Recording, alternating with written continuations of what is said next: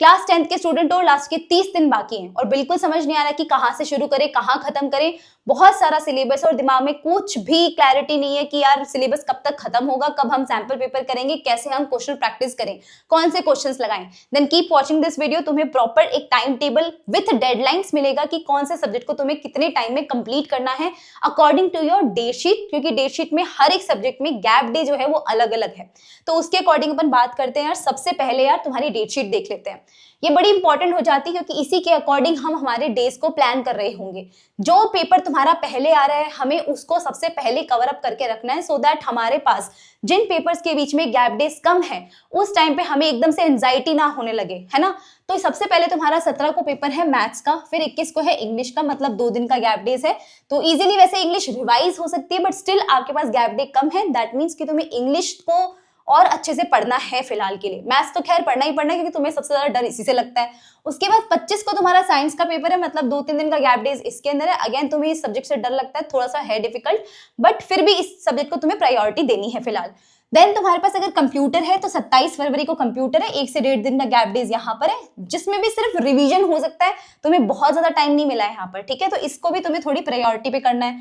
28 Feb अगर तुम्हारे पास computers नहीं है, संस्कृत है या कोई और सब्जेक्ट हो सकता है यहाँ पर एडिशनल, अपनी डेट शीट के अकॉर्डिंग देख लेना कि कितने गैप डेज है। बट अगर संस्कृत है तो अगेन तुम्हारे पास में 1 से 1.5 दिन का या 2 दिन का गैप डे तुम्हारे पास इसमें है। हिंदी में तुम्हारे पास गैप डेज बिल्कुल कम है, 1.5 दिन का ही गैप डेज है इंक्लूडिंग योर एग्जाम डे, ठीक है। उसके बाद में तुम्हारा जो है सोशल साइंस का पेपर होगा जिसमें तुम्हें 4 दिन पूरे मिलेंगे, इवन 4.5 डेज मिलेंगे, है ना। तो इसमें तुम्हारी सोशल साइंस कंप्लीट हो जाएगी बहुत आसानी से, ठीक है। तो इसके अकॉर्डिंग ना तुम्हें अपनी सब्जेक्ट्स की प्रायोरिटी लिस्ट बनानी है और ये देखना है कि हर सब्जेक्ट में तुम्हें कितना टाइम लग जाएगा। तो आइडियली अगर देखा जाए तो 6 सब्जेक्ट्स अगर मुझे 30 दिन में पूरे करने तो 5 दिन तो मुझे एक सब्जेक्ट को देना ही पड़ेगा। अब ये नहीं कह रही कि 5 दिन बैठो और बस मैथ्स ही मैथ्स पढ़ते रहो, मैथ्स ही मैथ्स पढ़ते रहो। ऑब्वियसली तुम्हारी इससे एफिशिएंसी कम हो जाएगी, फोकस कम हो जाएगा और बिल्कुल भी मन नहीं करेगा मैथ्स पढ़ने का या कोई और सब्जेक्ट पढ़ने का। इतना बोरियत नहीं फैलानी है, लेकिन इतना हमारे दिमाग में एक अप्रॉक्स आइडिया होना चाहिए कि लगभग 5 दिन तुम्हें एक सब्जेक्ट को कंप्लीट करने में लगना चाहिए, ठीक है। अब वो सब्जेक्ट की डिफिकल्टी पे भी डिपेंड कर सकता है, हम ये दिन बढ़ा भी सकते हैं। सबसे पहले ना हमें कौन से सब्जेक्ट को प्रायोरिटी देनी है कि भाई जनवरी के जितने भी दिन बाकी हैं, एक तो इस वीडियो के तुरंत बाद एग्जीक्यूट करने लग जाना प्लान को, दूसरी वीडियो पे जंप करना, उसकी स्ट्रैटेजी कोई फर्क नहीं पड़ेगा इससे। जब तक प्लान बना हुआ एग्जीक्यूट नहीं होगा ना तब तक तुम्हारा कमबैक इस जीवन में तो नहीं होने वाला। इससे बेटर है कि कमबैक करना है तो एक्शन पे ध्यान दो, ना कि प्लानिंग प्लॉटिंग पे, ठीक है। तो पहली priority according to your date sheet, क्योंकि गैप डेज जिन जिन सब्जेक्ट में कम है उन सब्जेक्ट्स को हमें थोड़ा पहले कवर अप करके रखना पड़ेगा, सो दैट जब अगर तुम्हारा पेपर आए तो तुम्हारे पास इतना ज्यादा एंजाइटी ना हो कि यार इसका तो इतना सारा सिलेबस बाकी है, मैंने कुछ नहीं किया, ठीक है। तो सबसे पहले हमें इन 4 सब्जेक्ट्स के ऊपर सबसे ज्यादा फोकस करना है। अब किसी के पास कंप्यूटर नहीं है, संस्कृत नहीं है, कुछ और है, तो वो देख लेना कि उसका टाइम कब है, वो कब पेपर है, ठीक है। और सेकंड प्रायोरिटी पे तुम इन 2 सब्जेक्ट्स को कंप्लीट कर सकते हो। मैं ये नहीं कह रही कि तुम सोशल साइंस को छोड़ के बैठ जाओ, अगर तुम्हें सोशल साइंस डिफिकल्ट लगता है तो बाकी इन सब्जेक्ट्स पे फोकस करो।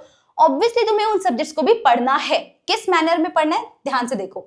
सबसे पहले यार एक टारगेट बना के चलते हैं, ठीक है। बिना टारगेट के ना पढ़ाई नहीं होती और अभी तुम्हारे दिमाग को क्लैरिटी की सबसे ज्यादा जरूरत है, ना कि मोटिवेशन की, सच बताऊं तो, ठीक है। वैसे ही क्लैरिटी वाले प्लान इस चैनल पे मिलते रहते हैं, तो चैनल को सब्सक्राइब जरूर कर लेना। 7 दिन के अंदर तुम्हें ये ट्राई करना है कि तुम्हारी मैथ्स कंप्लीट हो जानी चाहिए एक बार तुम्हारे एग्जाम से पहले। और जब तुम्हारा एग्जाम बहुत पास आएगा ना तब हमारे पास में लाइक एग्जाम के 3-4 दिन पहले ऑब्वियसली तुम्हें मैथ्स ही पढ़ना है, अगर मैथ्स का पेपर है तो उस 3-4 दिन में हम फटाफट से रिवाइज कर पाएंगे। एक दिन में तुम्हें 2 एक्सरसाइज तो हर हाल में करनी है। अब ये मत बोलना कि एक दिन में 2 एक्सरसाइज कैसे करे, पॉसिबल नहीं है। अगर अब भी पॉसिबल नहीं तो बहुत बड़े ट्रबल में हो। तुम साइंस को भी 7 दिन में करोगे। सोशल साइंस के केवल मोस्ट इंपॉर्टेंट चैप्टर्स तुम 3 दिन लगा के कंप्लीट कर लो।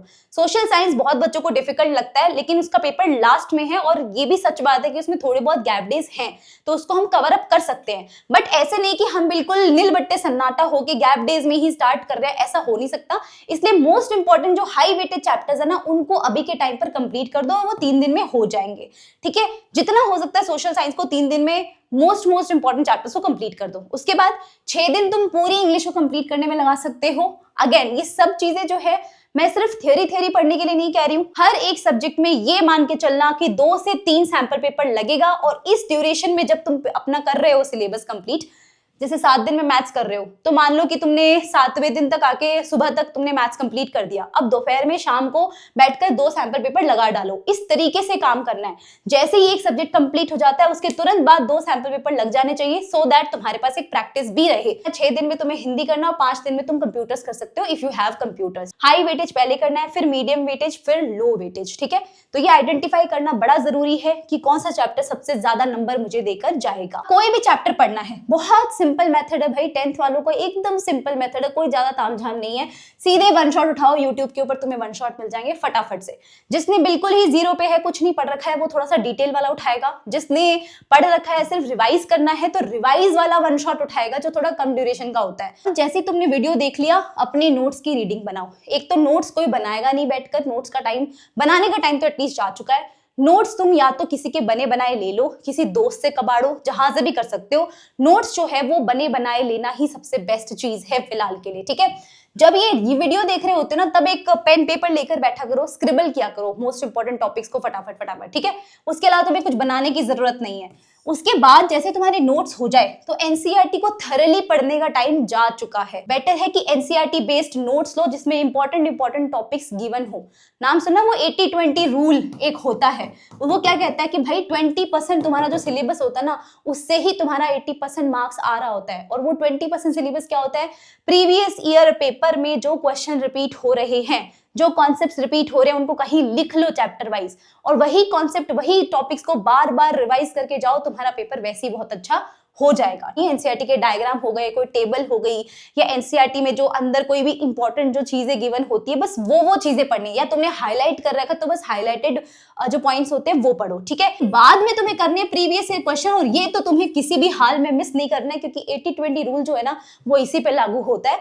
यहां से तुम्हें पता चलेगा मोस्ट इंपॉर्टेंट टॉपिक्स या रिपीटेड टॉपिक्स कौन से हैं, उन टॉपिक्स को बस कर डालो। इतने में तुम्हारा 70% तो कहीं गया ही नहीं, ये मान के चलो। 80 का मुझे पता नहीं, पर 70 तो कहीं नहीं गया, इसमें से ही रिपीट हो जाता है। एग्जैक्टली क्वेश्चन नहीं आता है एज इट इज, बट हाँ बहुत सारे मॉडिफिकेशंस करके आते हैं, बट टॉपिक सेम ही रहता है। तो इन टॉपिक्स को पहचानना बड़ा इंपॉर्टेंट है। और लास्ट में आके जो भी अपने टाइम मैंने तुमको दिया है कि 6 दिन में ये करना है, 7 दिन में वो करना है, जैसे तुम्हारा ये काम हो जाए, तुम्हें लास्ट में आके करना है सैंपल पेपर। सैंपल पेपर कैसे करने होते हैं, सैंपल पेपर करने क्यों होते हैं, पहले तो आंसर राइटिंग के लिए। जिसकी आंसर राइटिंग सॉलिड है ना, ये मानकर चलो कि उसके नंबर कहीं नहीं गए, ये फॉर श्योर है। ठीक है, उसको कम भी आता होगा ना, वो तुमसे जीत जाएगा। तो आंसर राइटिंग इतनी सॉलिड रखनी है, और उसके लिए तुम्हें 3-3 घंटे का अलार्म लगा के अपनी राइटिंग प्रैक्टिस को मजबूत करना है, और वो सैंपल पेपर ही करा के जाएगा। अब देखो ज्यादा टाइम है नहीं, तो इसलिए मैं तुम्हें ये नहीं बोलूंगी कि भाई बहुत सारे सैंपल पेपर करो। ऑफकोर्स अगर तुम्हारा सिलेबस हो रखा है, तुमने रिवाइज भी कर रखा है, एंड तुम बस प्रैक्टिस करना चाहते हो, तो डेफिनेटली तुम 5-7 सैंपल पेपर करो पर सब्जेक्ट। बट अगर टाइम नहीं है तुम्हारे पास, और तुमने इतना कर भी नहीं रखा, तुम सब्जेक्ट ही पढ़ रहे हो फिलहाल, तो मैं सजेस्ट करूंगी बस 2 से 3 सैंपल पेपर तो हर हाल में करना ही करना। जिसमें से लेट्स से कि 3 सैंपल पेपर कर रहे हैं, तो 2 तो तुम अभी जब पढ़ाई करोगे उसमें कर सकते हो, और 1 सैंपल पेपर अपने गैप डेज में जरूर करके जाना, 3 घंटे का अलार्म लगा के। इससे तुम्हें बहुत ही ज्यादा क्लैरिटी मिलेगी कि 3 घंटे में पूरे आंसर्स को लिखना कैसे है। सैंपल पेपर के लिए यार रेलेवेंट, सबसे ज्यादा सैंपल पेपर जो रेलेवेंट होते हैं वो ओसवाल बुक्स के होते हैं।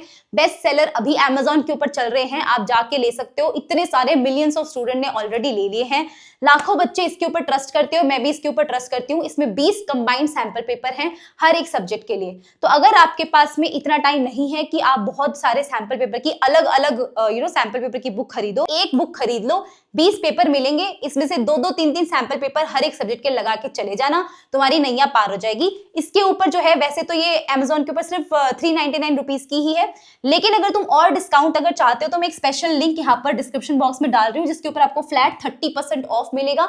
बस आपको नॉर्मली ओसवाल बुक्स की वेबसाइट का लिंक है वो, तो वहां पर आपको जाके बस लॉग इन करना है, और लॉग इन करोगे तो वहां पर एक कूपन कोड डालना है ES10। जब इन सैंपल पेपर को बाय करोगे, ES10 डालते ही आपको मिलेगा 30% फ्लैट ऑफ, अगर 399 से भी कम में चाहिए तो। अगर तुम Amazon से भी खरीदना चाहते हो तो मैं Amazon की भी लिंक डिस्क्रिप्शन में डाल दूंगी, वहां पर आपको कोई ये कूपन कोड अप्लाई नहीं होगा, लेकिन हाँ वहां से भी आप ऑर्डर कर सकते हो। जितना जल्दी हो सकता है इन वाले सैंपल पेपर को ऑर्डर कर लो, क्योंकि ऑलमोस्ट सारे बच्चों ने ऑर्डर कर लिए हैं, वो स्टार्ट भी कर चुके हैं करना। तो तुम वेट मत करो, क्योंकि इनको घर पे आने में भी टाइम लग जाएगा। सेल्फ स्टडी का एक रूटीन बना के चलना है, जिसमें क्या करना है, 2 घंटे 2 घंटे के तुम 6 स्लॉट बना लो। 12 घंटे, देखो ऐसे सोचोगे ना 12 घंटे पढ़ना है, तब तुम कभी नहीं पढ़ पाओगे।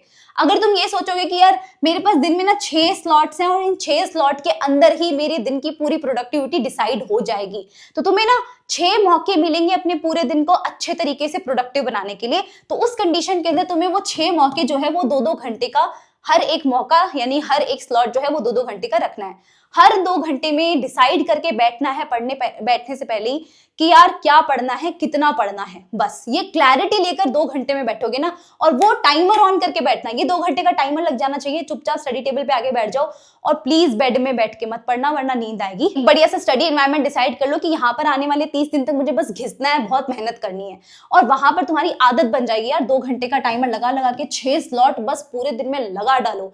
अगर तुम्हारी अच्छी सिटिंग कैपेसिटी तो तुम 3 घंटे भी बैठ सकते हो और इसके 4 स्लॉट लगा सकते हो। 2 ही सब्जेक्ट एक दिन में पढ़ने हैं ताकि तुम्हारा दिमाग मैसअप ना हो जाए। बहुत सारा सामने मामला पड़ा होगा ना तो एकदम कंफ्यूज आ जाओगे कि भाई मैं क्या पढूं और क्या नहीं। यार प्लीज अपने आप पे कॉन्फिडेंस रखना, क्योंकि तुम्हारा टाइम मैनेजमेंट और तुम्हारा कॉन्फिडेंस, ये 2 ऐसी चीजें हैं जो तुम्हें लास्ट के 30 दिन में कहां से कहां पहुंचा सकती है।